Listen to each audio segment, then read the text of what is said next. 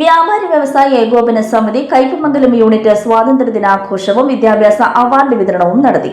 വ്യാപാരി വ്യവസായ ഏകോപന സമിതി ജില്ലാ കൌൺസിൽ മുൻ അംഗം CJ സെയ്ദ് മുഹമ്മദ് ഉദ്ഘാടനം ചെയ്തു.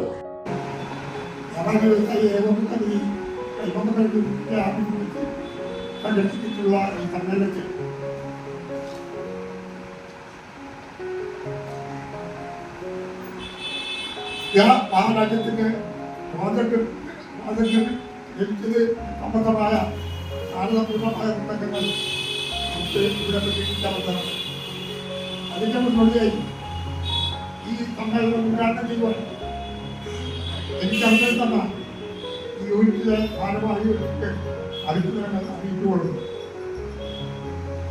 മഹാരാജ്യത്തിന് നമ്മുടെ രാജ്യം സ്വന്തമായിട്ട് 70 വർഷമായി ബ്രിട്ടീഷ് സാമ്രാജ്യത്തിന്റെ ഇരാള ഭരണത്തിൽ നിന്ന്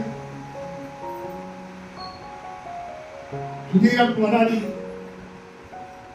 സ്വാതന്ത്ര്യം നേടിത്തന്ന മഹാത്മാഗാന്ധിയെയും ഒപ്പം ഒട്ടേറെ രക്തസാക്ഷികളെയും ആസ്മരിക്കുകയാണ്.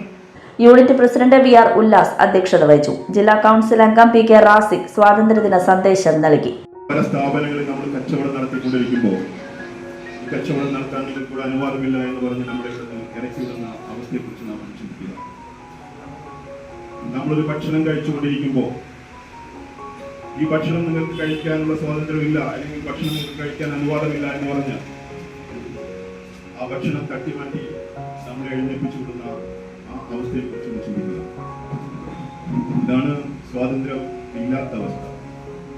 നമ്മളിന്ന് അനുഭവിക്കുന്നതെല്ലാം സ്വാതന്ത്ര്യം ഉള്ള അവസ്ഥയാണ്.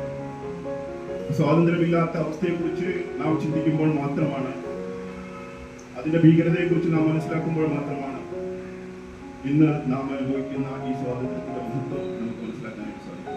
മഹാകവി കുമാരനാശാൻ പാടിയതുപോലെ സ്വാതന്ത്ര്യത്തിന്റെ അമൃതം, സ്വാതന്ത്ര്യത്തിന്റെ ജീവിതം, പാരതന്ത്ര്യം മാനികൾക്ക് മൃതിയേക്കാൾ ഭയാനകം. അഥവാ പാരതന്ത്ര്യം എന്ന് പറയുന്നത് അടിമത്തം. അടിമത്തം നമുക്ക് മരണത്തെക്കാൾ ഭയാനകമായ ഒരവസ്ഥയാണ് സൃഷ്ടിക്കുന്നത്. യൂണിറ്റ് എക്സിക്യൂട്ടീവ് അംഗം Suresh Kochuveettil, general secretary KP Reji, vice president TS Mubarak, treasurer PV Ibrahim തുടങ്ങിയവർ സംസാരിച്ചു. 15 വർഷത്തിലേറെയായി കയ്പമംഗലത്ത് പ്രവർത്തിക്കുന്ന ആൽഫ കുടുംബാംഗം ഷീജ സിസ്റ്ററെ ചടങ്ങിൽ ആദരിച്ചു.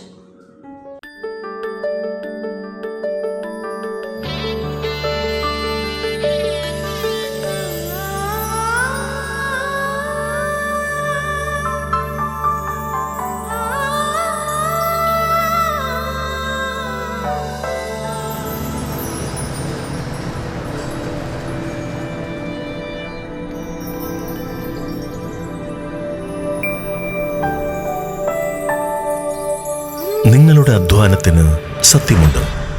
ഞങ്ങളുടെ സ്വർണത്തിനും. Ishara golden diamonds, Kodungallur road, Triprayar. സ്വർണത്തിന്റെ സത്യം.